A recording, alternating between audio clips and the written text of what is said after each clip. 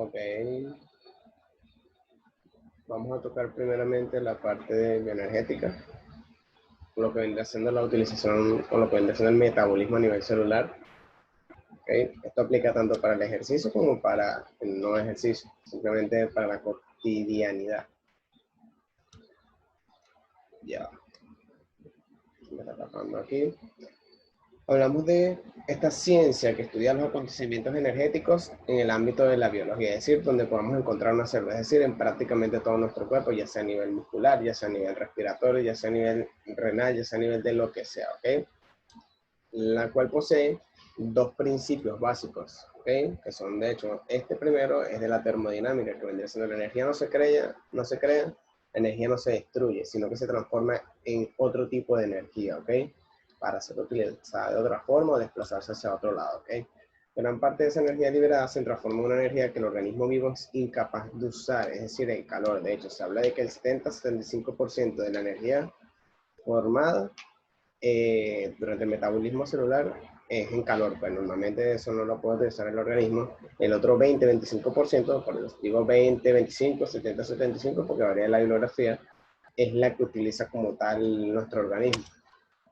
Entonces, el músculo esquelético satisface sus demandas energéticas durante el ejercicio a través de sustrato, es decir, a través de esos componentes que ya vamos a ir viendo más desglosado cómo es, que provienen más que todo de la ingesta diaria de nutrientes o de lo que es la reserva del organismo. De hecho, vamos a decir que viene principalmente de la ingesta, porque si no ingerimos un alimento, no se puede guardar, porque hay uno que se utiliza en el momento, ¿sí? La ingesta diaria es lo que mayormente utilizamos en el momento, y en parte de esa ingesta es guardada, es una reserva o reservada en el organismo para después o en este caso de necesitarla como una parte de emergencia, ¿ok? Entonces, vamos a tener que los sustratos ceden la energía contenida en sus enlaces químicos para fosforilar o hacer la fosforilación del ATP, ¿ok? Hablamos de que la célula muscular solo es capaz de obtener directamente la energía química del ATP para transformarla en energía mecánica. Entonces se recuerda en ese proceso de la contracción muscular, cuando hablábamos de esas contracciones, de la modificación de la estructura muscular, que hablamos de esos deslizamientos entre actina y miocina, hablamos de que para que eso ocurriera necesitamos una energía que era el ATP como tal, ¿ok? Entonces, hablamos de que el músculo utiliza el ATP como energía principal o sustrato energético, podemos llamarlo así, para realizar o para la realización de cambios conformacionales de su estructura, ¿ok? Era cuando ocurría ese acortamiento, alargamiento, simplemente cuando deslizaban entre ellas, ¿ok? No hablemos de acortar, alargar, sino simplemente cuando deslizan entre ellas, ¿ok?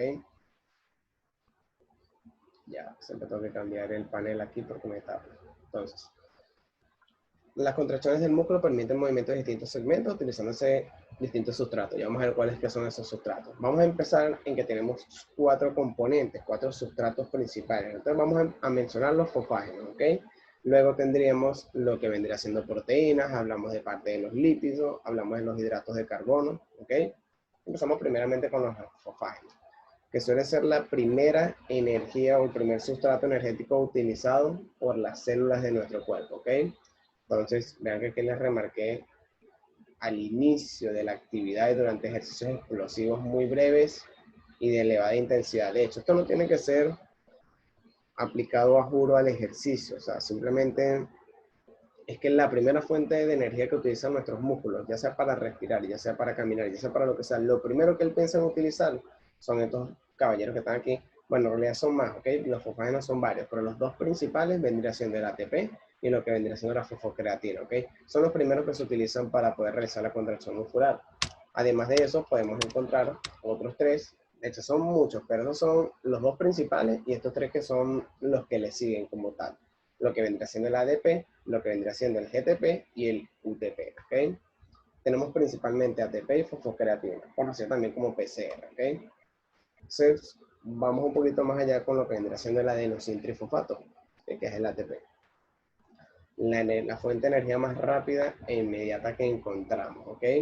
Entonces, hablamos de que aporta energía mediante la hidrólisis de ATP, que vendría siendo un proceso exergónico, ¿ok? Hablamos de que existen dos tipos de procesos, endergónico y exergónico. Endergónico es cuando tomas, ¿ok? Cuando, vamos a decir que, vamos a ponerlo desde otro enfoque, partículas pequeñas se unen para formar una partícula grande. Si hablamos de un proceso exergónico, hablamos de que una partícula grande se divide en dos partículas pequeñas.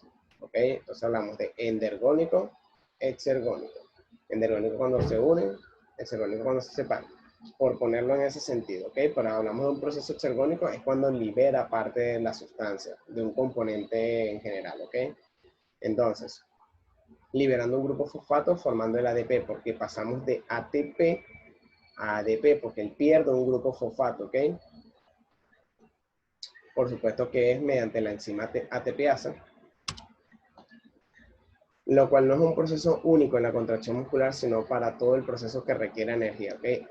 Es importante entender que el ATP no solo se utiliza para la contracción muscular, sino para cualquier actividad celular de nuestro organismo, hasta las células neuronales, las células neurales, lo que anda haciendo la neurona, ellas también utilizan ATP, porque ellas son células y las células necesitan ATP, que vamos a decir que es como el alimento, ¿sí? Es el sustrato energético, vamos a decir que es como el alimento para que él coma y él pueda funcionar. Y células no solo tenemos a nivel muscular, es decir, miocitos, tenemos a nivel neural, tenemos a nivel cardíaco, tenemos a nivel de cualquier cantidad de organismos o de sistemas en nuestro organismo, ¿ok? Por eso que dice, no es un proceso único de la contracción muscular, sino para cualquier proceso que requiere energía.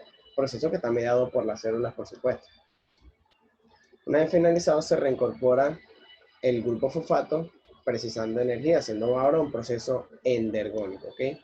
Creo que aquí más adelante está una foto del,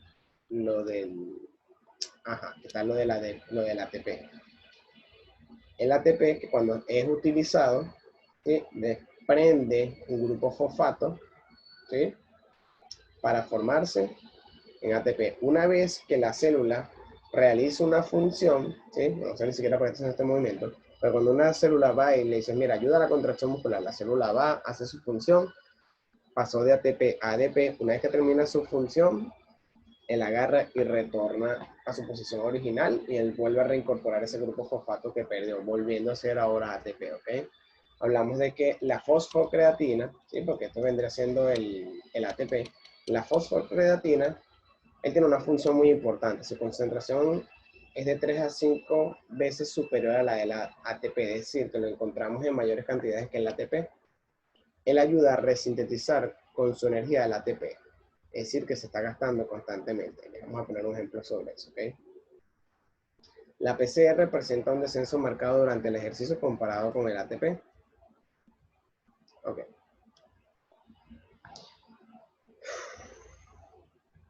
Hablamos de que...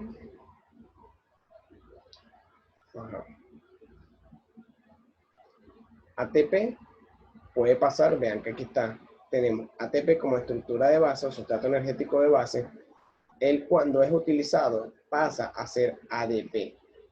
O sea, él desprendió un grupo fosfato. El ATP, él agarró un grupo fosfato, o sea, lo desprendió para poder utilizar su componente como sustrato energético. Ese grupo fosfato es este que está aquí. Si usted une este con el ADP, me forman el ATP, ¿ok? Entonces, ¿qué es lo que hace la fosfocreatina? Él es un intermediario. Vamos a poner este ejemplo así. Usted tiene un niñito, ¿sí? Soy yo y tengo un niñito y el niñito tiene hambre. ¿Qué es lo que hago yo? Mira, oye, mira, tengo hambre, tiene 4 años. El niño no puede hacer prácticamente nada por su cuenta. Yo agarro, tomo el tazón, no sé, con cereal y se lo llevo y se lo doy a la boca. Vamos a decir que yo soy un intermediario para que el niñito pueda comer. El niñito tiene hambre. ¿Qué es lo que hago yo? Yo soy fosfocreatina, él es ATP. Yo agarro, busco el tazón y se lo llevo y le doy la comida en la boca. Es decir, yo soy una especie de intermediario. Por eso dice, ayuda a resintetizar con su energía al ATP. Sí, él es constantemente, cuando está utilizando el ATP durante el ejercicio, él tiene que ser, vamos a decir, él tiene que ser repuesto, ¿ok? Porque se va gastando, vamos a decir que tenemos cierta cantidad de ATP y eso durante el ejercicio él va bajando, él va bajando, él va bajando, pero no podemos esperar a que la despensa se acabe, o sea, simplemente tiene que haber alguien que esté subiendo esos valores otra vez. Yo siempre lo pongo el ejemplo como en mi casa, pues en mi casa compramos las cosas por bulto, entonces, uno de harina pan, uno de esto, uno de lo otro, de pasta y no sé qué. Entonces, se va usando pero a medida que se va usando, es decir, de un bulto de 20 bromas de pasta, una cajita, va bajando a 19, a 18, 17, 16. Nosotros no esperamos a que eso se acabe, simplemente va pasando los días y simplemente vamos reposicionando eso otra vez. Oye, mira, 17, 18, 19, 18, porque bajo por caja, comimos otra vez 19, 20 y así sucesivamente. Así funciona la fosfocreatina con el ATP. El ATP se va gastando, es la comida esencial o el sustrato esencial, y viene la fosfocreatina y trata de reponer los valores de él, ¿ok? Entonces, dice, la PCR presenta un descenso marcado durante el ejercicio. ¿Por qué? Porque cuando yo inicio el ejercicio, el ATP se empieza a utilizar bastante. Todo el ejercicio es simplemente una actividad común y corriente. El ATP se empieza a gastar bastante, por lo cual el PCR entra en acción. Oye, mira, aunque yo no soy el personaje principal de la película, ya tengo que reponer los valores de él. Vamos a decir que es un héroe de tras las sombras, ¿ok? Importa la acción de la fosfocreatina para mantener las reservas de ATP durante tasas elevadas de gasto energético, ¿sí? Más de lo que ya habíamos hablado, que se caracteriza por ser un metabolismo anaeróbico aláctico. Vamos a mencionar un poquito más sobre eso, ¿ok? Entonces venimos, siempre yo digo que el metabolismo de los hidratos de carbono, si se entiende se entiende lo siguiente, ¿ok? Porque es como el más extenso. Hablamos de absorción y distribución de los hidratos de carbono. Para que se pueda usar los hidratos de carbono, primero tenemos que ingerirlos, ¿ok? Hablamos de que los hidratos que ingerimos se absorben en forma de monosacáridos, ¿ok? Mediante enzimas, o sea, hablamos de esos intermediarios, ¿ok? Simplemente tenemos la ingesta, cuando eso está dentro de nuestro sistema digestivo, hay enzimas como las amilasas, las disacaridasas, ¿ok? Las cuales tratan de tomar lo que necesitan y lo llevan más que todo a las células intestinales, ¿ok? Se transforman en glucosa y fructosa, es decir, esos monosacáridos que ingerimos en la comida se transforman en glucosa y fructosa, ¿ok? Las cuales viajan mediante el torrente sanguíneo, es decir, entró la comida, las amilasas, las disacaridasas toman lo que necesitamos de ahí, lo llevan a las células intestinales, en las células intestinales se transforma en glucosa y fructosa, entonces mediante el torrente sanguíneo va a llegar directamente a los hepatocitos y los miocitos, ¿ok? Todo esto regulado por la insulina, ¿ok? O mediado a través de ella. Entonces hablamos de anabolismo. Vamos a tener dos tipos de formas siempre de mencionar como lo vendría siendo anabolismo y catabolismo. Hablamos del anabolismo simplemente cuando la estructura está tomándose para ser guardada. Sí, vamos a ponerlo así muy resumido, sin ser tan teórico. Y el catabolismo es cuando esa estructura que está guardada, vamos a tomarla para ser utilizada. Cuando se habla de catabolizar, es porque está usando un sustrato energético, ¿ok? Entonces, hablamos de moléculas simples a moléculas complejas. De hecho, se podría considerar un proceso endergónico, ¿ok?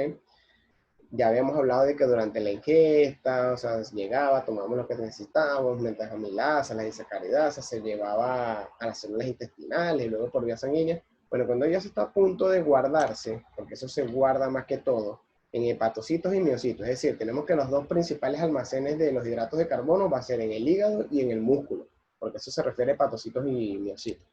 ¿Okay? Entonces, vamos a tener que para que eso pueda entrar en esas células musculares y hepáticas, pues, en el caso del hígado, las glucosas, vamos a decir que son todos estos componentes que están aquí, todos estos punticos azules, ellos tienen que entrar, para entrar a la célula pasan varios transportadores. En este caso, el transportador se le conoce como GLUT4, ¿ok? Son receptores específicos para que pase la glucosa. Esas partículas se adhieren al receptor, el receptor detecta, oye, mira, esto es glucosa lo que está aquí, vamos a aperturarnos para que ellas puedan pasar. Si no es otro componente, ese receptor no se va a abrir. Es decir, si llega un componente, no sé, un ácido graso libre, el componente se pega y dice, ah, mira, no, error, esto no es glucosa, no me voy a abrir, pero simplemente no voy a abrir la puerta para que pase. Entonces, la glucosa llega al GLUT4, se apertura el canal y entra específicamente a la célula. Que vean que aquí dice outside, inside. No es mi mejor inglés, pero obviamente este refleja fuera y ya cuando está dentro de la célula.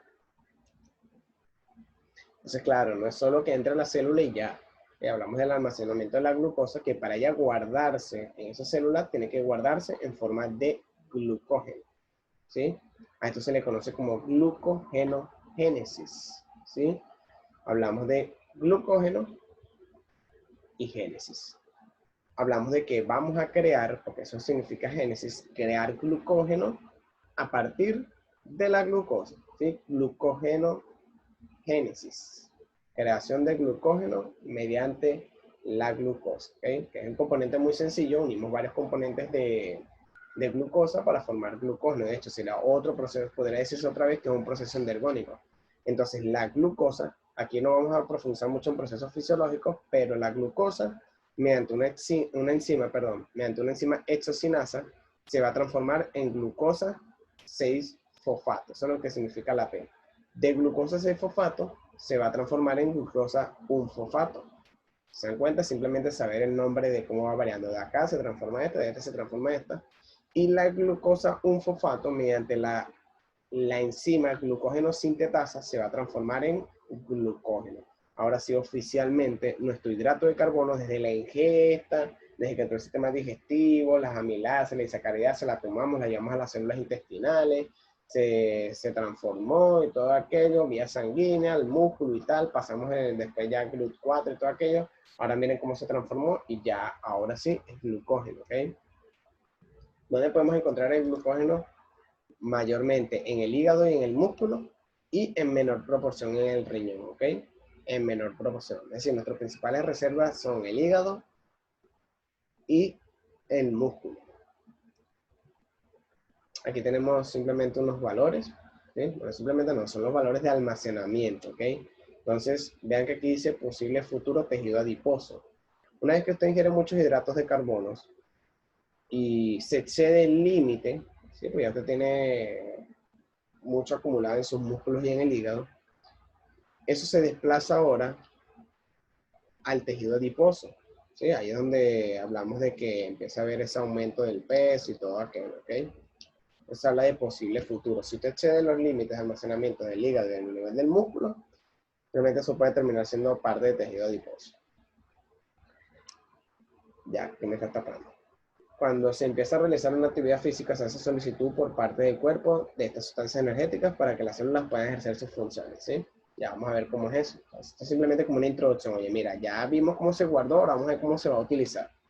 Entonces, empezamos con lo que vendría siendo la glucogenólisis. Glucógeno lisis. Sí, lisis normalmente se puede conocer como destrucción, en este caso no lo veamos así, porque no es que agarramos el glucógeno, lo destruimos y chao. O sea, simplemente, o sea, sí lo destruimos, pero lo deformamos. O sea, simplemente alteramos toda esa estructura para dividirlo en varias glucosas para poder utilizarlas. Entonces, hablamos de la glucogenólisis hepática y la muscular, ¿ok?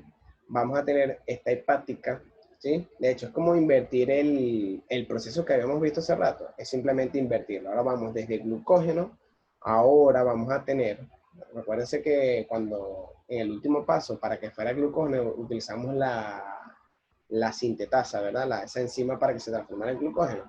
Ahora, si vamos a invertir el proceso, ahora vamos de glucógeno a glucosa fosfato, perdón, vamos a utilizar una fosforilasa, ¿ok? De glucosa fosfato pasa a glucosa 6-fosfato, ¿sí? Entonces, de glucosa 6-fosfato pasamos a simplemente glucosa. Simplemente lo que hicimos fue invertir el proceso, claro, se utilizó otra enzima para poder completar el proceso. Ese es por lo menos en la glucogenólisis hepática. Cuando hablamos de la glucogenólisis muscular, ella no posee esa enzima fosforilasa, por lo cual se imposibilita la salida del miocito, ¿ok? La cual al final es usada como una fuente energética directa del proceso de la glucólisis. Es decir, que no posee esta enzima como tal, pero toman medidas alternas para poder liberar ese glucógeno para poder ser utilizado, ¿ok? Pero esta es la vía más común que se utiliza para pasar de glucógeno a glucosa y esa glucosa ser liberada para ser utilizada por una célula. Ya vamos a ver cómo pasa esa glucosa, ¿ok? Cómo, en realidad, cómo se va transformando en ATP. Hablamos de catabolismo de la glucosa, movilización de los hidratos de carbono. Hablamos de la respiración celular, ¿ok? Respiración celular aeróbica, ¿ok? Hablamos de que moléculas orgánicas complejas en simples. Si hablamos de algo complejo como los del glucógeno, lo dividimos en varias moléculas simples como lo vendría siendo la glucosa. Y para esto tenemos los 4 procesos principales, ¿ok? Hablamos de la glucólisis. Ya, se está pegando. Hablamos de la glucólisis.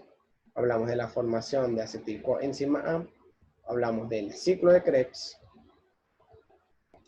y hablamos de la cadena respiratoria. Entonces tenemos 4 procesos principales de los cuales vamos a ir tomando un poco de ATP o de otras sustancias que van a ser usadas como sustrato energético, ¿ok?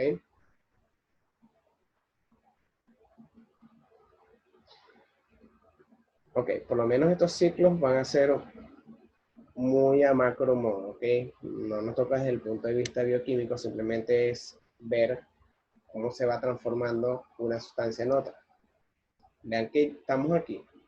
Una molécula de glucosa, una partícula, aquí es donde vamos a iniciar. Cómo una glucosa se va a transformar en varios componentes energéticos. A ver, ¿cómo es eso? Vamos con el primer paso que vendrá siendo la glucólisis, ¿ok? Vean que aquí está esa molécula de glucosa que tanto habíamos mencionado. Ya. Wow, porque este mouse no quiere cooperar, ¿vale? Ok. Entonces, hablamos de una molécula de glucosa. Aquí simplemente, o sea, puede ser mucho susto, por así decirlo, a simple vista. Aquí simplemente vamos a tomar lo que está en los círculos vinotintos, ¿ok? Simplemente cómo se transforma de una sustancia a otra. Vamos a tener que esa glucosa, esa molécula de glucosa va a pasar a llamarse glucosa 6-fosfato. De glucosa 6-fosfato se va a pasar a llamar fructosa 6-fosfato. De fructosa 6-fosfato se va a llamar ahora fructosa 1,6 bifosfato. ¿Sí? Vamos a dividir bueno, vamos a mencionarlo al final, ¿ok? Vean de glucosa 6-fosfato, fructosa 6-fosfato, a fructosa 1,6 bifosfato. Aquí simplemente vamos a manejar son los nombres, ¿ok? Esa fructosa 1,6 bifosfato va a pasar a esto. Ella se va a desdoblar, ¿ok? Ella simplemente va a modificar su estructura para dividirse en dos, para llamarse ahora, ya, entonces, hablamos de que ahora pasa a llamarse lo que es dihidroxiacetona fosfato, y hablamos de gliceraldehído 3-fosfato, que es esta que está aquí al lado. No puedo marcar muy acorde porque de verdad el mouse no me quiere cooperar, no sé qué pasa. Entonces, vean que la fructosa 1,6 bifosfato se divide y se forman esas dos estructuras que tenemos allá arriba, que es la dihidroxiacetona y lo que es la gliceraldehído 3-fosfato, ¿ok? Entonces, vamos a tener que vamos a decir que continuando con esta transformación de cada una de esas sustancias, vamos a tener que a partir de aquellos dos caballeros que tenemos allá arriba, vamos a tener la formación del ácido 1,3 bifosfoglicérico. ¿Sí? Esta imagen es del tórtora, de hecho me parece que la imagen del tórtora, de todos estos procesos, hay unos que tengo de chicharro, de hecho, de parte de diapositivas anteriores son de chicharro. Saqué mucho fue de chicharro, de Constanzo, y de las imágenes de los ciclos los saqué casi todos del tórtora. Me parecen mucho más sencillos de ver y de entender. Pero aquí quiero acotar con esto. Aquí dice un ácido 1,3 bifosfoglicérico. Si usted lee chicharro, él no habla de bifosfoglicérico, sino que habla de bifosfoglicerato. ¿Sí? Él termina con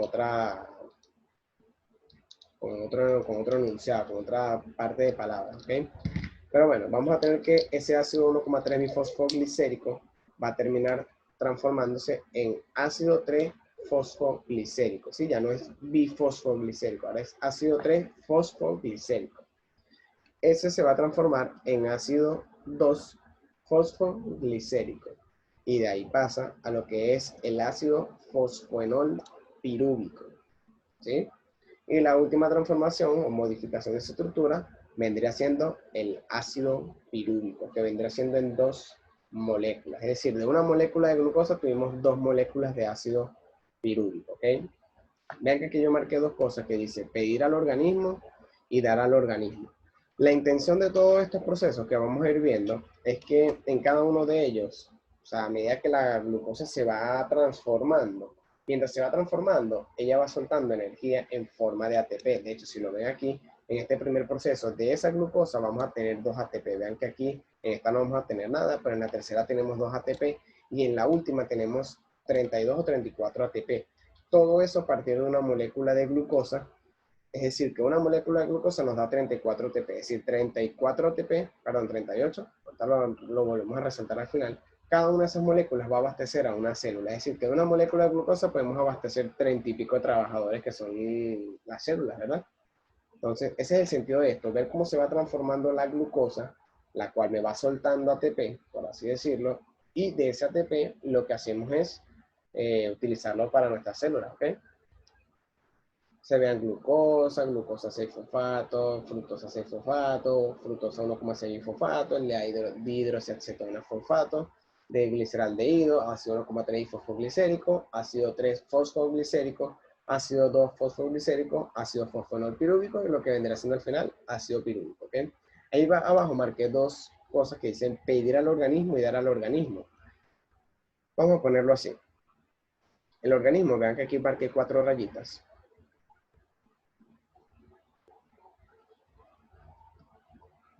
Vamos a decir que el organismo tiene varios almacenes, ¿sí? Tiene varios paqueticos donde guarda dinero, ¿sí? El dinero vendría siendo el ATP.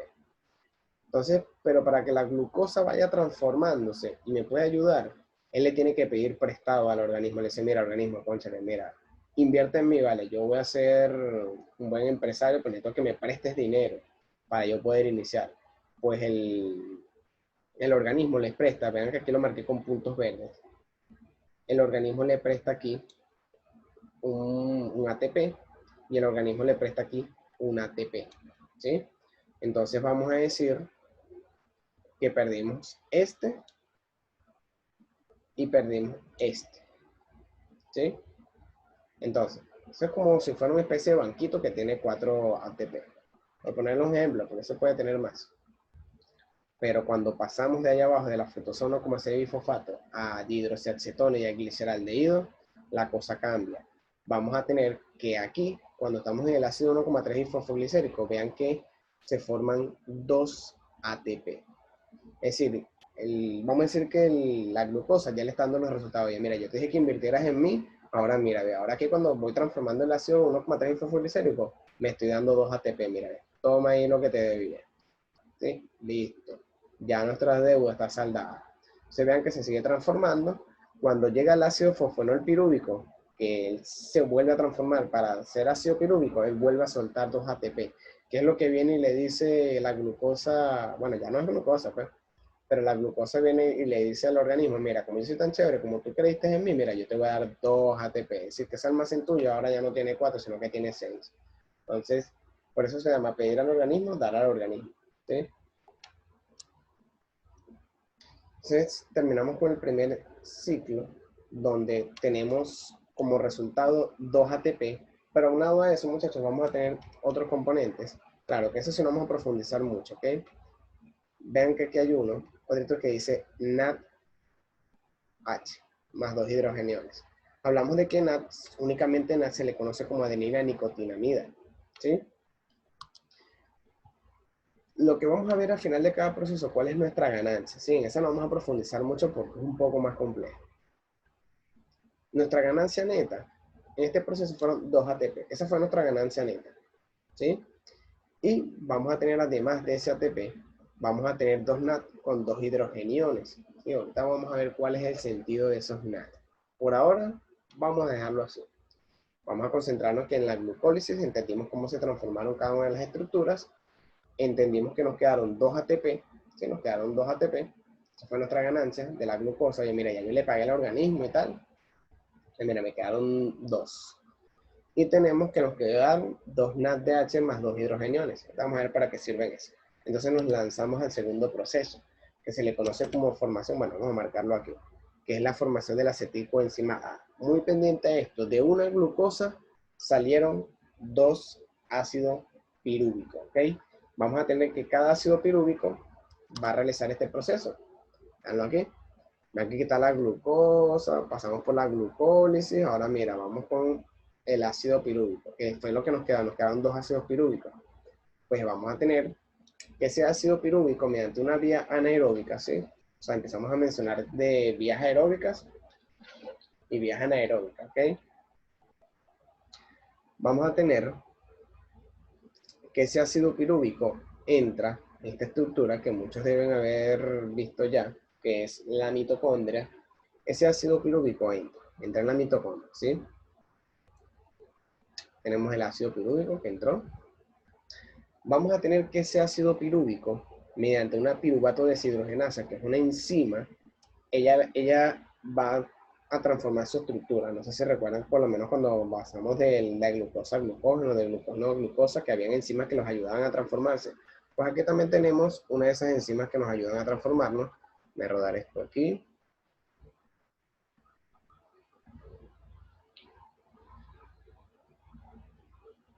Ok, ya. Ajá.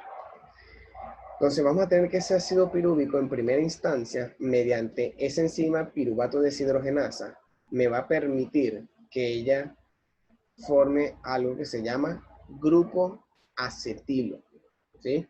Pero en el camino, cuando se transformó el ácido pirúvico a eso, o sea, vamos a decir que se separó su estructura como tal, él soltó un dióxido de carbono por ahí se formó un ADH, ¿sí? Es un proceso que no nos interesa por ahora entender, o ni siquiera lo vamos a profundizar tan complejo, pero muy sencillo. El ácido pirúvico entra en la mitocondria, hablamos de que ese ácido pirúvico mediante una piruvato deshidrogenasa se transforma en un grupo acetilo, ¿sí? ¿Qué es lo que hace ese grupo acetilo? Él se consigue con un amiguito que se llama coenzima A, ¿sí? Entonces vamos a tener que la unión del grupo acetilo con esa coenzima A me forma algo que se llama acetilcoenzima A, ¿sí?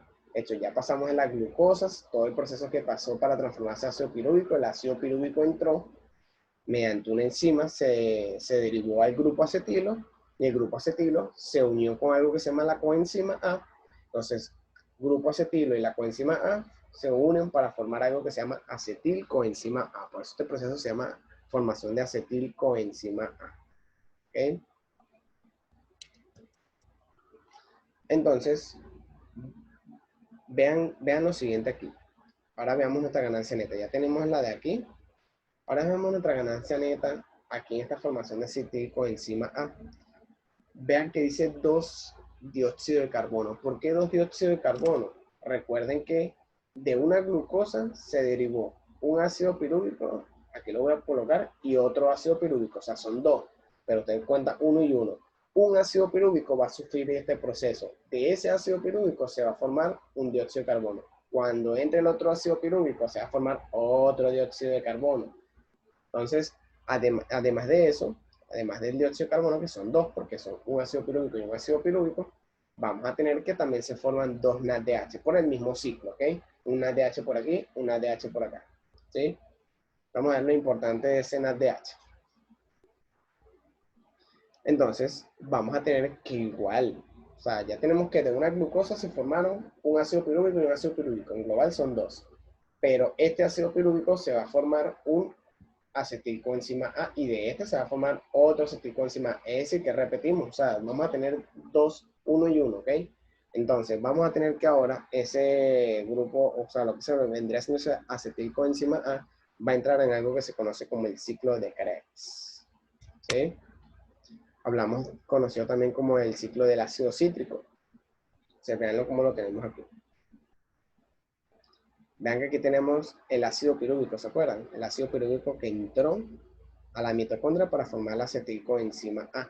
Vamos a tener que esa coenzima A entra, él va a perder su coenzima A, es decir, pasa a ser un grupo acetilo otra vez, ¿ok?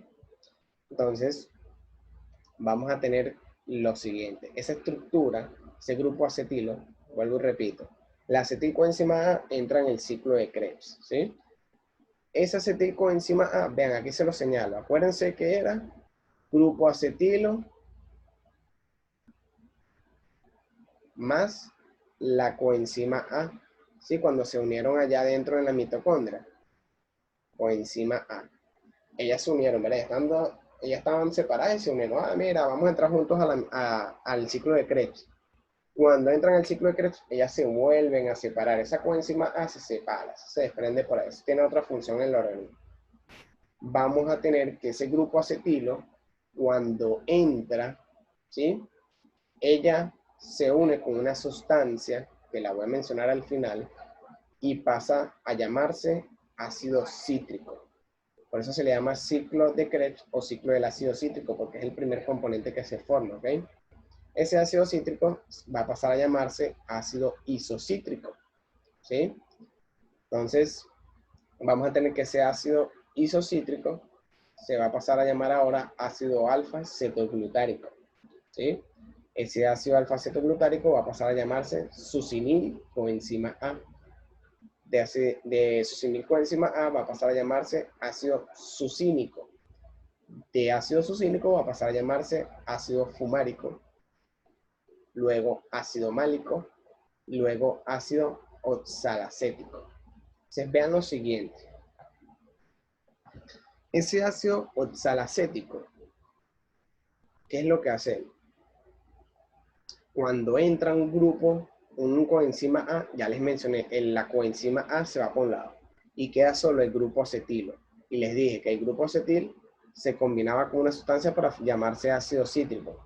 Pues es el ácido oxalacético que se mezcla con ese grupo acetil para llamarse ácido cítrico. Esto es como una especie de rueda que se repite una y otra vez, que van entrando acetilcoenzima A, bueno, se separa después, pero ajá, ellas entran y al ácido oxalacético formado por una estructura anterior, él se une para como seguir el ciclo, ¿sí?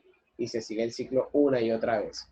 Entonces, repito por última vez, vamos a tener que hacer acetilcoenzima A cuando entra, se separa su coenzima A y queda solo el grupo acetil. Y el grupo acetil se va a ir transformando en ácido cítrico y bla, bla, bla, bla, bla, bla, todas estas estructuras que tenemos aquí hasta que se forma el ácido oxalacético. Ese ácido oxalacético es el que se forma, se une con ese grupo acetil para formarme el ácido cítrico, ¿sí? Claro, en el camino hay muchas cosas que destacar en realidad, pero yo prefiero dejarlo aquí. Ah, no sale. Ah, bueno. Mostrarlo aquí como ganancia neta. Vamos a tener que, en ese ciclo de Krebs, vamos a tener ganancia neta de 2 ATP, 4 dióxido de carbono y tenemos 6 NADH con 6 hidrogeniones y 2 FAT, ¿sí? De hecho, tenemos la nicotinamida adenina y tenemos ahora FAT-DH, ¿ok? Entonces, viene el último escalafón, por así decirlo, que se le conoce como la cadena de electrones, otros lo llaman la cadena respiratoria, en muchos nombres, ¿ok? Vean lo siguiente. ¿Qué es lo que va a ocurrir en ese?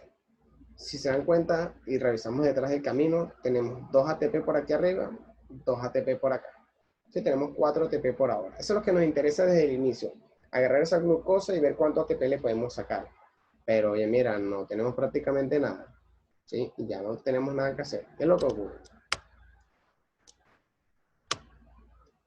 Por lo menos durante la glucólisis y Krebs se ha liberado cierta cantidad de hidrogeniones que vendrán siendo estos que están aquí, los que les he mencionado, el NAD, los hidrogeniones, aquellos otros 6 NAD y FAT y todo aquello. Todo eso son hidrogeniones, ¿ok? Entonces, durante la glucólisis y Krebs se ha liberado cierta cantidad de hidrogeniones, el cual si permanece dentro de nuestro organismo, hace que el ambiente se vuelva demasiado ácido, ¿sí? Esa alteración del pH que vuelve, o sea, que suele tener la tendencia de ponerse ácido. Entonces, ¿qué sucede con estos hidrogeniones o con esta presencia de hidrógeno? ¿Okay?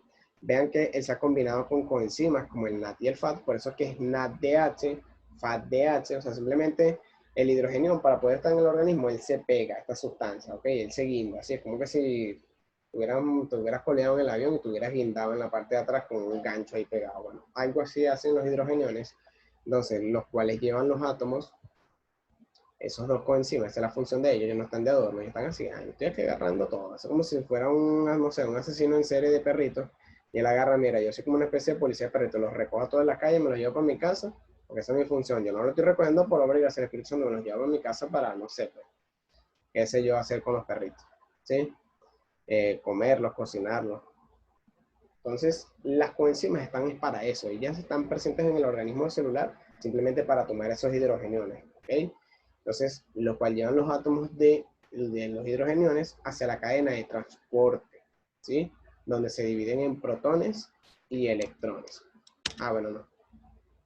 En este no hay que profundizar mucho porque si ya de por sí el metabolismo de los ciclos pasados era un poco complejo, este puede llegar a ser mucho más complejo. Lo que me quiere decir esto es que a nivel celular tenemos nuestra membrana plasmática, pero en ella vamos a tener ciertas, vamos a decir, especie de proteínas o complejos, de hecho se le llama complejos de citocromos. ¿Qué es lo que hacen estos complejos? Cuando llega el NAT, miren, veanlo aquí abajo, cuando llega, literal este mouse no me quiere colaborar. Cuando llega ese NAT a la altura de esos complejos, él entra a esa proteína, esa capsulita como tal, él separa una sustancia de la otra, ¿sí? Sin profundizar tanto. Vean que ahora aquí quedan solo los hidrogeniones aquí arriba, ¿sí? Él simplemente lo que hace es separar, ¿ok? Él agarra el NAT, oye, mira, ya llegaste a tu destino, bájate ahí en el complejo. El FAT también, mira, toma, hidrogeniones, bájate que ya llegaste a tu destino. Entran en esos complejos de citocromos, en esas proteínas, en esas cápsulas, y simplemente transportan los hidrogeniones. ¿Qué es lo que se hace con esos hidrogeniones? Mediante la combinación con agua, ¿sí? Más que todo el H2O, se mezclan todos esos hidrogeniones junto con parte de agua y complejos fisiológicos mucho más profundos, formándome el ATP. De hecho, vamos a decir que este es el ciclo o el momento donde más se forma ATP. Véanlo acá. Vamos a tener que todos esos hidrogeniones, pasando por todos esos transportadores, va a formarme de 32 a 34 ATP. ¿Sí? Normalmente o mayormente son 34. Es decir, oye, mira, tenemos que de una glucosa podemos sacar bastante. Sacamos 2 acá, 2 acá, 34 acá. Vamos a tener alrededor de una ganancia neta de 34 a 38, ¿ok? Vean que dice ganancia neta 2 en la glucólisis, tenemos 2 en el ciclo de Krebs y tenemos 34 en la cadena. Nada más que si sumamos todo eso nos da 38 ATP. Así que todos estos ciclos, o sea, transformando desde el glucógeno hasta que se pasó a la glucosa y pasó por todos estos ciclos, sacamos 38 ATP aproximadamente.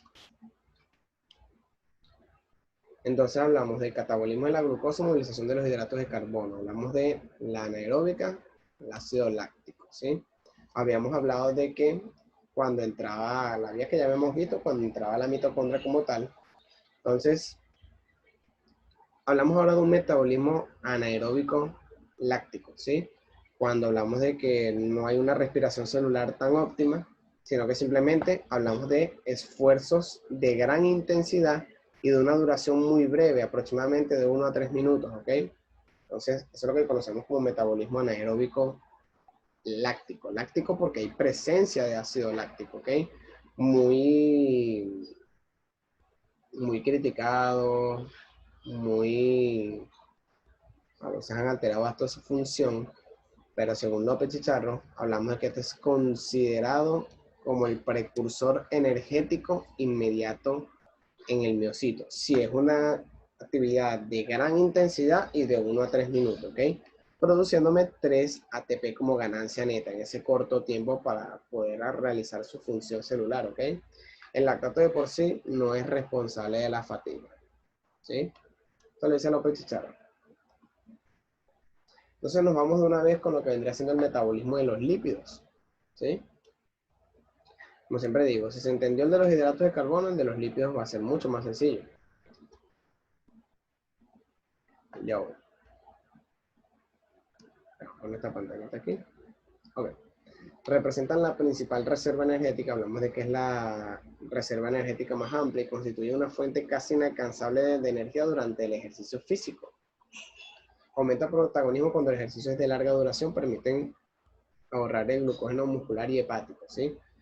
Pasado cierto tiempo inicial de un ejercicio, vamos a hablar de casi que el 80%, si es por lo menos, por ponerles un caso, un trote de 60 minutos, el 80% va a estar dado por esto, por los lípidos, lo que llamamos por ahí la grasita, ¿sí?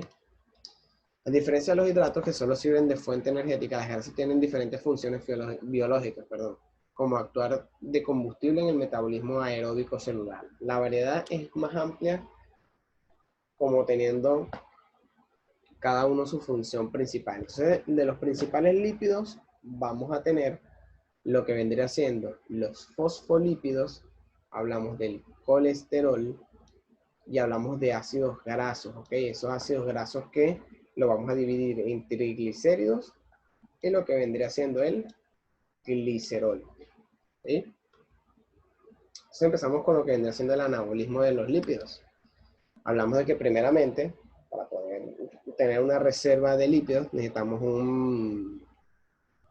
una ingesta, por supuesto, ingestión de alimentos en ácidos grasos. Hablamos de que vamos a tener dos destinos principales, que vendría siendo a nivel del intestino delgado y a través de la linfa.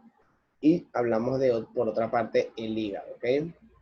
Son cubiertos por una capa de proteínas, dando lugar a los kilomicrones. Y el otro mediante lipoproteínas, ¿ok? Conocido como VLDL, ¿sí?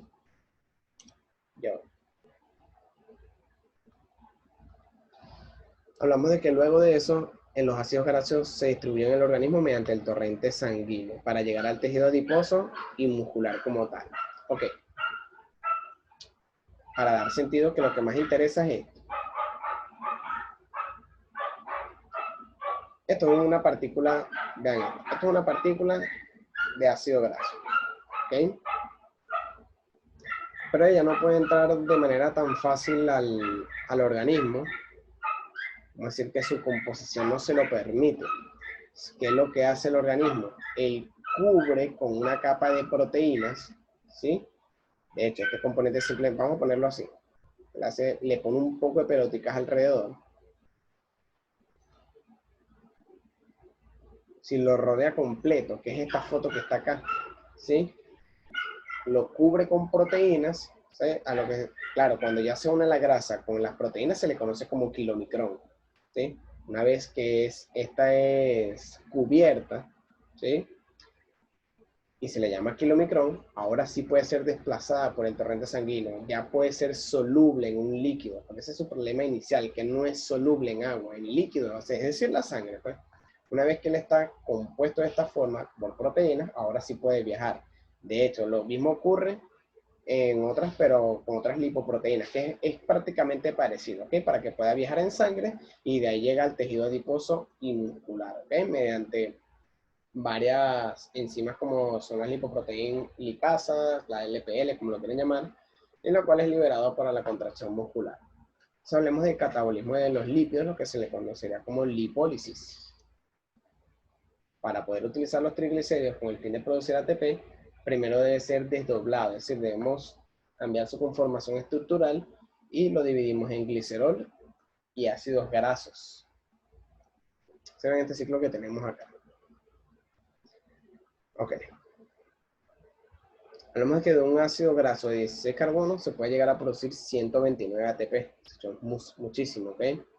Entonces, empezamos con el primero. De hecho, iniciamos aquí. Aquí tenemos nuestros triglicéridos, ¿sí? Acuérdense que el triglicérido se va a dividir en glicerol y ácidos grasos. Entonces, nos vamos primeramente por aquí. Entonces, ¿qué es lo que va a ocurrir con ese glicerol? Ya, esto aquí me está tapando. Ok. Triglicéridos se dividen en ácidos grasos y glicerol. Entonces nos fuimos por allá arriba primero. Ese glicerol va a transformarse, va a sufrir un cambio en su conformación estructural y se va a pasar a llamar gliceraldehído 3-fosfato. No sé si lo recuerdan, cuando hablamos de la glucólisis, hablamos de que cuando aquella estructura que se dividía en dos, que era la dihidroxiacetona y el gliceraldehído 3-fosfato, pues este caballero, el glicerol, se puede transformar en ese gliceraldehído 3-fosfato. Vamos a decir que los lípidos de manera indirecta terminan transformándose de manera indirecta, se terminan transformando en hidratos de carbono o se vienen tomando para utilizarse como hidratos de carbono.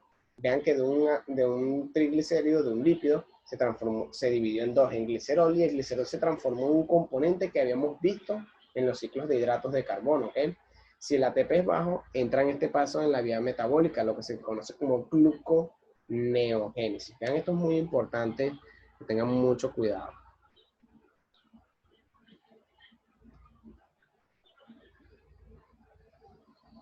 Teníamos glucógeno o glucogenogénesis, creación del glucógeno, ¿verdad? Pero este es gluconeogénesis, gluco de glucógeno o de glucosa, pues a largo plazo, pues ya esto aquí es un componente de glucosa.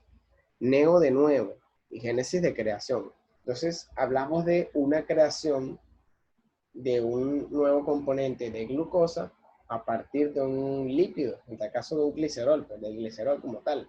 Se le conoce como gluconeogénesis. Entonces, se forma ese gliceraldehído 3-fosfato y el resto es historia. O sea, si nos acordamos de los ácidos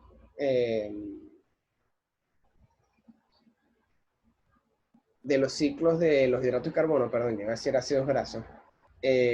Acuérdense que ese gliceraldehído fue siguiendo transformándose en varias estructuras hasta que bla, bla, bla, fue fenolpirúvico, ácido pirúvico, y ese ácido pirúvico que lo tenemos aquí, él entraba a la mitocondria para formar la acetilcoenzima A, no sé si lo recuerdan, y de ahí al ciclo de Krebs, y después pues, terminábamos en otro lado, ¿ok? Entonces, es simplemente entender que de los triglicéridos se formó el glicerol, el glicerol se transformó en gliceraldehído 3-fosfato y el resto es seguir el ciclo que ya habíamos visto. En tal caso, tenemos ahora los ácidos grasos, la otra vía, ¿sí? Hablamos de que esos ácidos grasos sufren un proceso que se le conoce como beta-oxidación. De hecho, lo coloqué aquí arriba, que tiene lugar en la matriz mitocondrial, ¿ok? A esto yo siempre hago alusión de que cuando usted está realizando lo que llaman por ahí ejercicio de cardio o actividades de cardio, dice, no, porque estoy quemando las grasas. Ese término está mal, ¿ok? Tengo que agarrar la grasa y la quemo. No. Eso se le llama beta-oxidación. Una vez me dijeron que, profe, entonces cuando yo esté en el gimnasio, yo voy a estar, le digo a mi compañero, mira, estoy beta-oxidando. Bueno, es simplemente para que sepan que el nombre correcto de eso es beta-oxidación. Esa estructura se beta-oxida como tal, ¿sí? Los ácidos grasos, y se forma una acetilcoenzima A, formándose dos acetilcoenzima A, las cuales van a entrar, las que van a entrar en el ciclo de Krebs, y bueno, ya después viene el ciclo de Krebs, luego viene la cadena de electrones. Si se dan cuenta, es entender esa estructura de base. Simplemente el glicerol entra en gliceraldehído 3-fosfato, la cual se transforma en ácido pirúvico, se forma la acetilcoenzima A, luego ciclo de Krebs, cadena de electrones. Los ácidos grasos prácticamente lo mismo, solo que ahora el ácido graso se va a formar en acetilcoenzima A y luego seguimos con el mismo proceso, ¿ok? Entonces, por eso digo que era esencial entender los otros, ¿ok?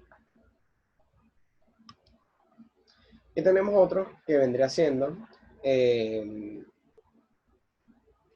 que ciertos ácidos grasos libres, porque los otros ácidos grasos los principales ya lo tenemos que se beta oxidado, pero hay ciertos ácidos grasos libres, ciertos cuerpos ácidos grasos libres que se dirigen que se dirigen al hígado para degradarse, se degradan formándose los cuerpos cetónicos, se le conoce como cuerpos cetónicos, o sea, simplemente se va transformando para llamarse ahora cuerpos cetónicos. ¿Okay? Voy a destacar allá abajo que los cuerpos cetónicos los pueden utilizar las células nerviosas. Ajá. Entre eso encontramos ácido acetoacético, ácido beta hidroxibutírico y lo que vendría siendo la acetona. Esos son los cuerpos cetónicos. Entonces, la mayoría de esos cuerpos cetónicos lo que van a degradarse, simplemente van a transformarse, ¿ok? En lo que se le conoce como cetogénesis, ¿ok? Y se termina transformando en acetilcoenzima A y volvemos a caer en el mismo ciclo, ¿ok? Entonces, de los lípidos vamos a tener tres vías, por así decirlo. Cuando usamos glicerol, cuando usamos ácidos grasos y cuando ácidos grasos libres se transforman en cuerpos cetónicos. Y tenemos el último que vendría siendo el metabolismo de las proteínas. ¿Ok? Hablamos de que son compuestos del organismo formados por azufre, fósforo, carbono, oxígeno, hidrógeno, nitrógeno, etc. Son varios compuestos, ¿ok? Que están formados por componentes simples llamados aminoácidos, brindando un aporte energético entre el 3 y el 10%. Es menos considerable, pero igual es importante. ¿Ok? Aminoácidos, imagínense que estos son aminoácidos, son varias pelotitas, ¿sí? Todas esas pelotitas se unen, ¿sí? Igual a una proteína. Todas esas pelotitas usted las une y forma una estructura única que vendrá siendo la proteína. Si usted divide la proteína en varios componentes, se vuelven a formar varios aminoácidos. Ok. Hablamos de aminoácidos que la mayoría se convierte en piruvato, en acetilcoenzima A o en uno de los intermediarios del ciclo de Krebs. De hecho, si se dan cuenta, volvemos a caer en lo mismo. El mismo lo dice, la mayoría de esos aminoácidos, el 80% termina en el músculo, Esos mayoría de esos aminoácidos se unen varios y se forma ácido pirúvico. Lo que pasa es que dice piruvato. Se forma ácido pirúvico. ¿Qué es lo que hace el ácido pirúvico? Entraba en la mitocondria, se formaba acetilcoenzima A, luego ciclo de Krebs y luego tal. Igual, hay varios aminoácidos que se forman un acetilcoenzima A, entran en el ciclo de Krebs y sigue el mismo ciclo. Prácticamente, importante entender bien el de los hidratos de carbono, ¿ok?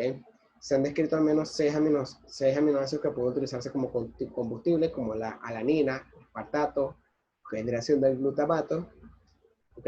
Hablamos de cadena ramificada, como lo vendría siendo valina, la leucina e isoleucina, ¿ok?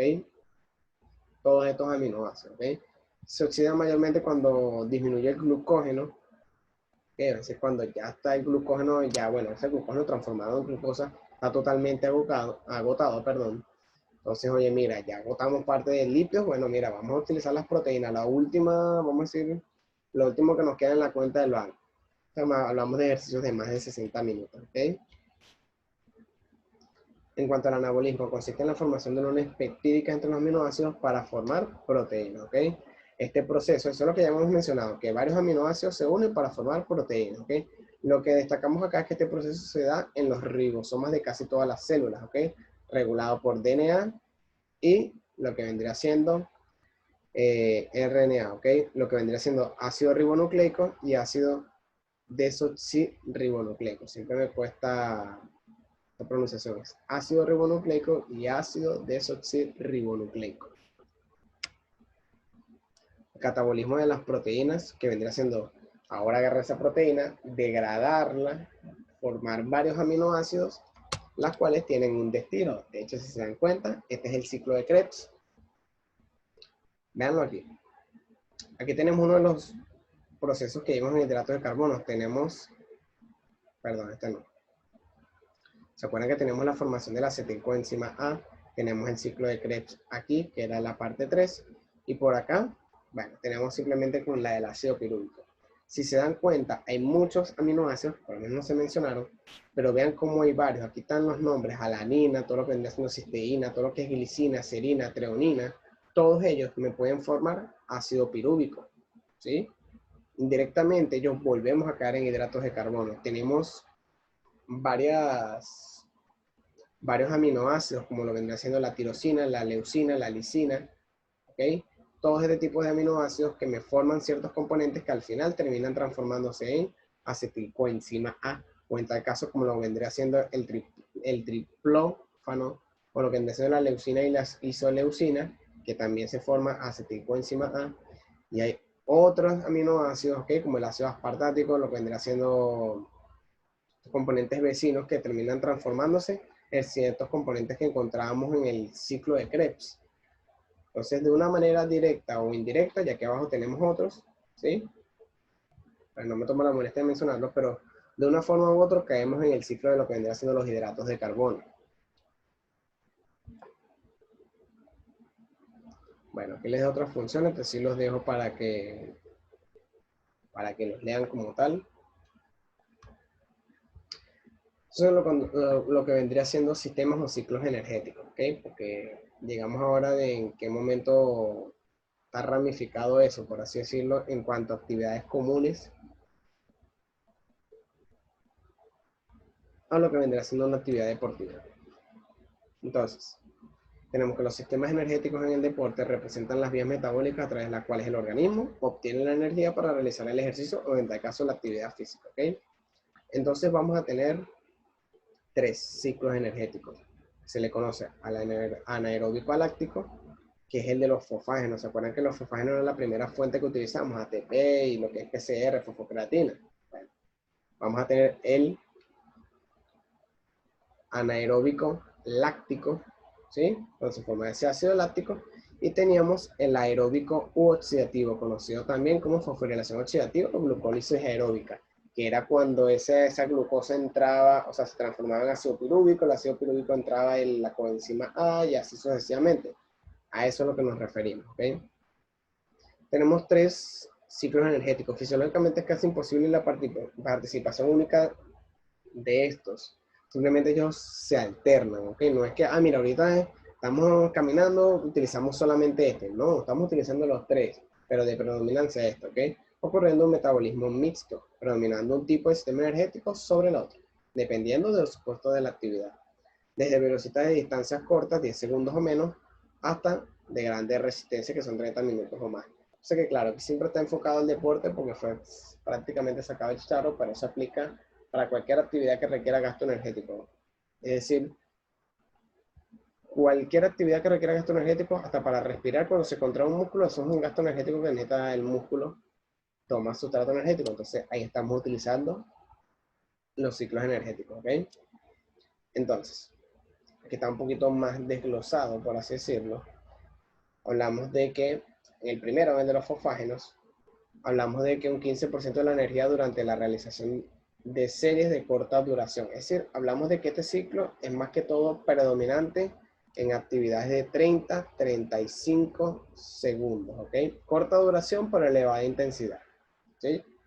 Y hablamos de que en el sistema anaeróbico láctico, ¿okay? Los sistemas anaeróbicos aportando aproximadamente 50% de la energía, hablamos de en eventos entre 35 segundos y 2 minutos. Algunos dirían que puede ser 3.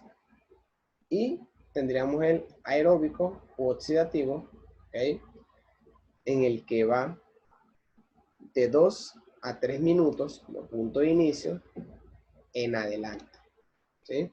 En donde veremos si utilizamos hidratos o si utilizamos lípidos, ¿sí? Tenemos como un cuadro de resumen de cuáles son los tiempos, hablamos de dónde se almacena, todo ese tipo de cosas.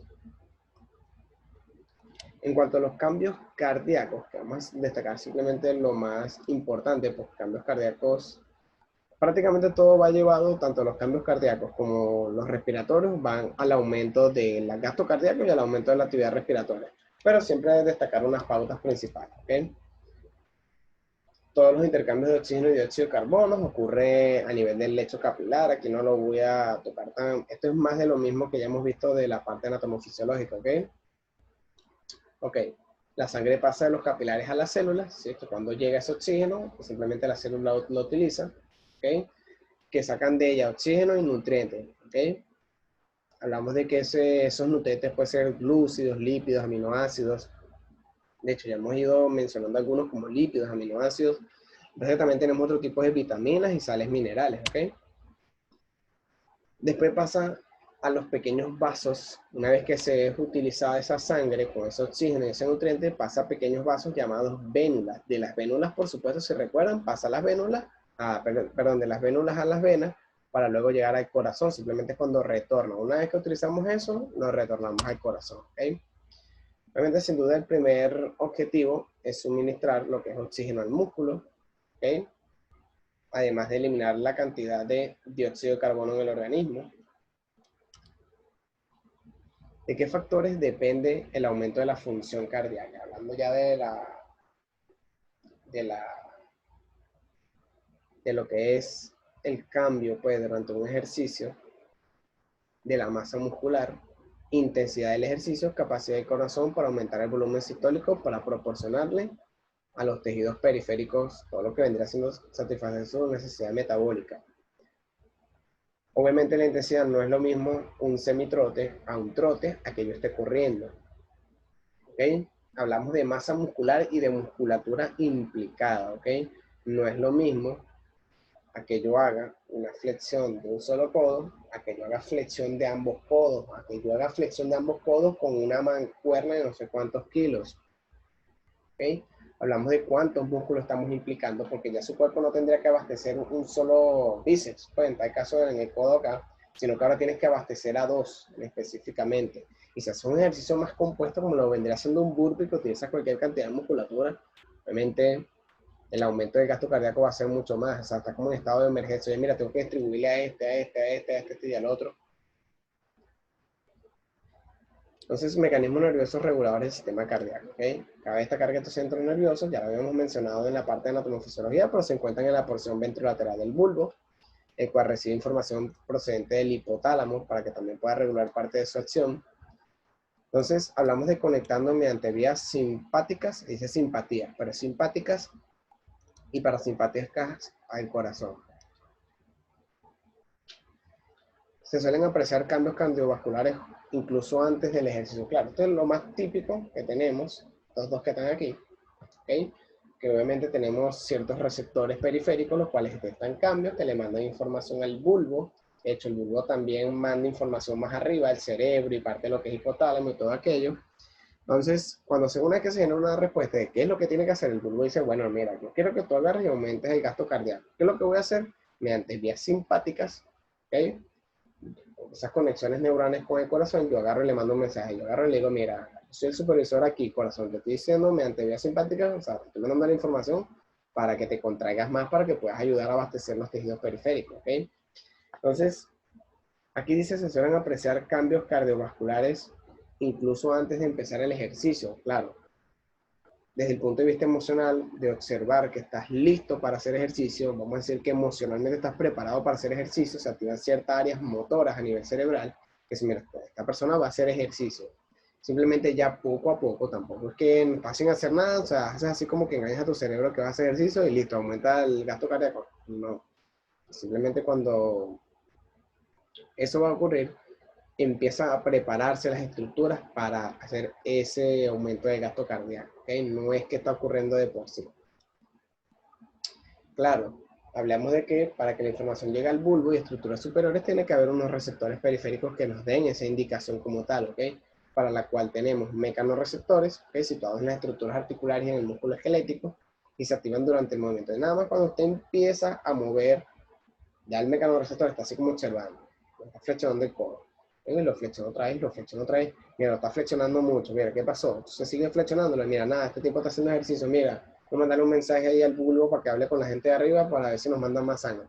Y él habla, oye, mira, en efecto, el tipo está empezando a hacer ejercicio. Eso es lo que hacen esos mecanorreceptores. Ellos detectan más que todo la parte del movimiento del músculo, por lo cual ese músculo va a necesitar más ayuda a nivel sanguíneo con cuanto a oxígeno y nutrientes. Entonces, vamos a tener unos metaboloreceptores que también están situados en el músculo esquelético, ¿ok? Entonces, despolarizándose a partir de un trabajo intenso. Claro, esto te requiere una intensidad mucho más alta, ¿sí? Entonces, estos están más que todo dentro de la célula. O sea, no son tan periféricos, sino que están dentro de la célula. Se observan que la actividad intracelular está aumentando, porque la persona está empezando a flexionar el codo y una y otra vez, y él también, claro, él llega como detrás de la ambulancia, pues porque el mecanorreceptor vende es uno de los primeros que se activan. Es un ejercicio, así sea muy leve, cuando yo empiezo a flexionar el codo, ya el mecanorreceptor se está activando. Los metaboreceptores necesitan un estímulo más intenso, o sea, una actividad mucho más alta. Ya el mecanorreceptor le dijo al bulbo que mandara más sangre, pues claro, no es que no ocurre nada cuando se activa el metaboloreceptor. El metaboloreceptor dice, oye, mira, eso no es como el mecanorreceptor dijo hace rato, o sea, está bien. Él vio cuando se está empezando la actividad, pero yo estoy observando de que la actividad ahora es mucho más fuerte, necesito que mandes muchísimo más, ¿ok? Él es como el refuerzo. Entonces también tendremos unos vasoreceptores que se encuentran en el arco aórtico y en el seno carotidio, ¿sí? Que complementan a aquellos dos receptores. Claro, esto es para que aumente esa actividad a nivel de corazón, ¿ok? Mecanismo hidrodinámico. Es bien interesante porque él se refiere al retorno venoso durante el ejercicio y la repercusión sobre la función cardíaca. Si recuerdan esa válvula venosa, ¿sí? Acuérdense que por acción gravedad la sangre no vuelve de manera tan fácil, necesitamos contraer, ¿sí? No es que no vuelve, sino que no vuelve con tanta facilidad. Si usted contrae la musculatura, usted comprime esa válvula venosa, por lo cual la sangre asciende mucho más. De hecho, sin ser un ejercicio de tan alto impacto, simplemente con mover, ya usted está activando esa bomba venosa, ¿ok? Se produce gracias al efecto de bombeo muscular, ¿ok? Entonces, el aumentar el volumen de llenado del ventrículo, las fibras musculares ventriculares se elongan permitiendo la siguiente contracción, generando más tensión para así aumentar el volumen sistólico. Esto es bien interesante, sé que lo dije muy rápido para leer. Tenemos que la sangre sale y vuelve por las venas, ¿sí? Un parámetro muy normal. Pero en ese ciclo, si usted empieza a contraer varias veces el músculo, vamos a hablar de que es el cuádriceps, si usted lo empieza a contraer una y otra vez, vamos a tener que ese retorno venoso es más rápido, ¿sí? O sea, la sangre llega mucho más rápido y se acumula en mayor cantidad porque estás activando mucha musculatura, estás moviendo bastantes partes de tu cuerpo. ¿Qué es lo que hace eso? Permite que las válvulas del corazón, vamos a decir que ya no se llenan a este perímetro, o sea, que estoy marcando un perímetro, sino que se llena un poquito más. Ahí es cuando él habla de que al aumentar el llenado del volumen, aumentar el volumen de llenado del ventrículo, cual ese aumento del volumen común se da porque como está contrayendo un músculo y estás mandando sangre mucho más rápido de lo normal a esas cámaras, ya él normalmente se inflaba así, por así decirlo, pues ahora se infla un pelín más. Entonces, obviamente hay mayor distensión de la musculatura para que pasen la sangre de una cámara a otra, ¿ok? Lo cual me va a generar más tensión. Sí, de hecho, vamos a decir que se favorece mucho más el mecanismo de Frank Starling, si lo recuerdan, que mientras mayor sea la cantidad de sangre que hay en una cámara de corazón, más fuerza tienes que expulsar más fuerza tienes que ejecutar para expulsar esa sangre, ¿ok? Entonces, ese aumento de actividad de movimiento muscular me favorece la bomba venosa, por lo cual el retorno venoso aumenta, se llenan más rápido las cámaras, que hasta un grado mayor, por lo cual se aumenta como tal esa actividad cardíaca. O sea, mientras si tú aumentas el retorno venoso rápidamente, va a aumentar por ende la eyección de la sangre al resto del cuerpo, ¿ok? Sangre oxigenada en reposo y en ejercicio. En reposo, los aproximadamente 5 litros de sangre oxigenada se distribuyen por el organismo y en un minuto se reparten, o sea, de manera equitativa o en el orden preestablecido.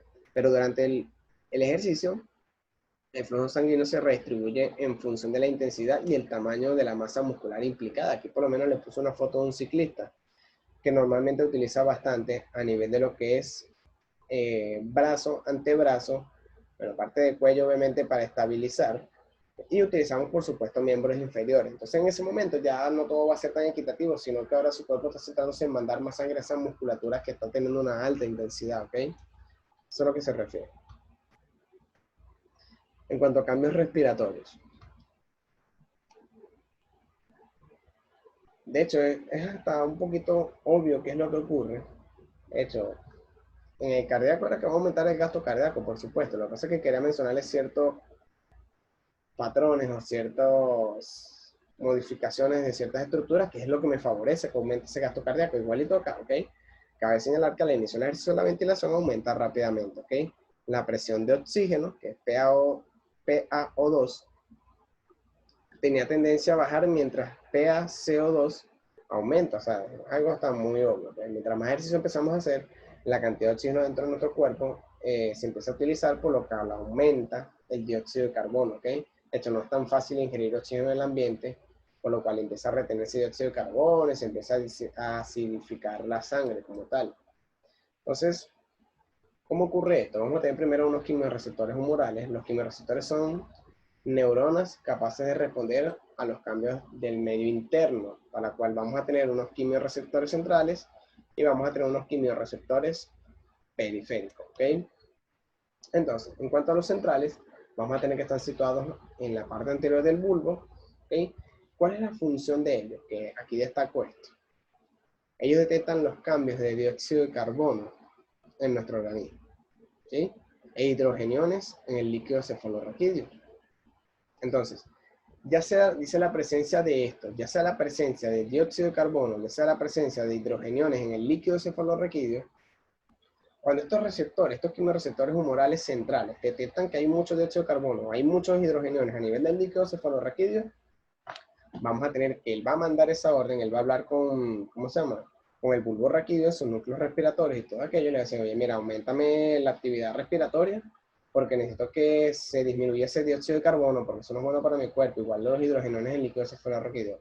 Ahí es donde aumenta la respiración. Vea que dicen, la presencia de estos genera una actividad, aumento de la respiración, ¿ok? Del ya mencionado para equilibrar el pH y liberar el dióxido de carbono. En cuanto a los periféricos, tenemos que están situados en el callado de la aorta, conocido también como los corpúsculos carotídeos, ¿sí? Porque al final son unos receptores. Entonces, yo,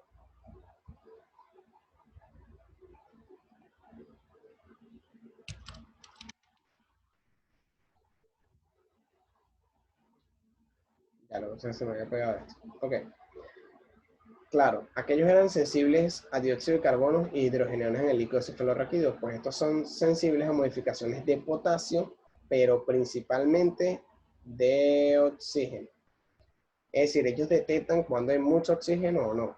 De hecho, este va a par de los centrales. Si este detecta que hay bastante oxígeno, bueno, normal, manifestación hiperóxido. Pero si él detecta que los niveles de oxígeno disminuyen a la par, aumentando lo de dióxido de carbono, o sea, si disminuye el de oxígeno, que es en este periférico que compete, él le dice al sistema nervioso central, oye, mira, aumenta la actividad porque tengo poco oxígeno. Lo más probable es que está aumentando el dióxido de carbono. Pregúntale a los quimioreceptores centrales, para que vienen los quimioreceptores, sí, vale, bastante dióxido de carbono. Entonces trabajan de la mano, ¿ok? Ok, entonces tenemos lo que vendría siendo receptores pulmonares de dióxido de carbono, ¿ok?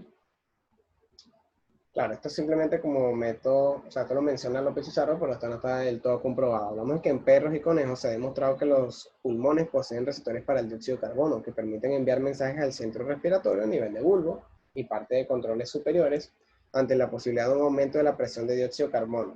¿Ok? Esto, ¿cuál es la diferencia? Tenemos un detector central, ¿verdad? Que me detectaba los de dióxido de carbono y hidrogeniones helicocefalorraquídeos. Pero estos vendrían siendo más específicos a nivel del pulmón, ¿sí? Igual de una forma u otra a nivel sanguíneo, su cuerpo va a detectar aumento de dióxido de carbono, ¿ok? Entonces, ¿qué tanto? Ante la posibilidad de un aumento de la presión de dióxido de carbono en los capilares pulmonares, porque específicamente en el pulmón, ¿ok? Lo que envía el mensaje al bulbo y le dice, mira, aumenta, dice aumento del débito ventilatorio para eliminar ese dióxido de carbono. Según los autores, aún está por dilucidar si este tipo de receptores existen o no en el hombre. Y la regulación de la ventilación ya la hemos mencionado bastante a nivel de anatomofisiología respiratoria. Por eso tenemos influencia de centros superiores como el córtex, hablamos de lo que es el hipotálamo y el telencéfalo. Influyen también en la respiración durante las emociones. De hecho, eso forma más que todo parte del hipotálamo y parte del sistema límbico, que ciertas emociones de desesperación, hablamos de cierto estrés, es decir, alterando nuestro organismo, como defensa, hablamos de una respuesta del aumento de la respiración, ¿ok? O durante reflejos tales como estornudo, bostezo, entre otros. Este es un caso bien interesante, con cuando se retiene voluntariamente la respiración, es decir, que cuando aguantamos la respiración, ¿ok? Se puede inhibir la respiración automática, pues, por eso estamos aguantando la respiración, ¿ok? Quedémonos con que se retiene voluntariamente la respiración, ¿ok? Existe algo que se llama punto de ruptura. Esto lo describe López Chicharro, ¿ok? Este punto de ruptura se alcanza cuando el aumento del dióxido de carbono y la disminución de oxígeno superan la inhibición voluntaria. Si llega un momento cuando aguantamos la respiración, en que ya utilizamos todo el oxígeno que tenemos dentro, ya hay mucho dióxido de carbono, ya nuestro cuerpo, nuestras células no lo aguantan, simplemente morirían.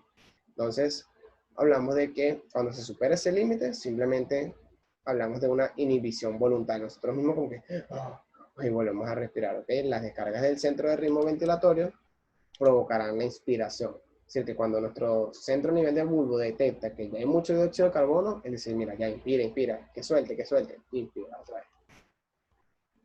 Los centros vulvares modulan la profundidad de la inspiración y el punto de ruptura al final de la inspiración.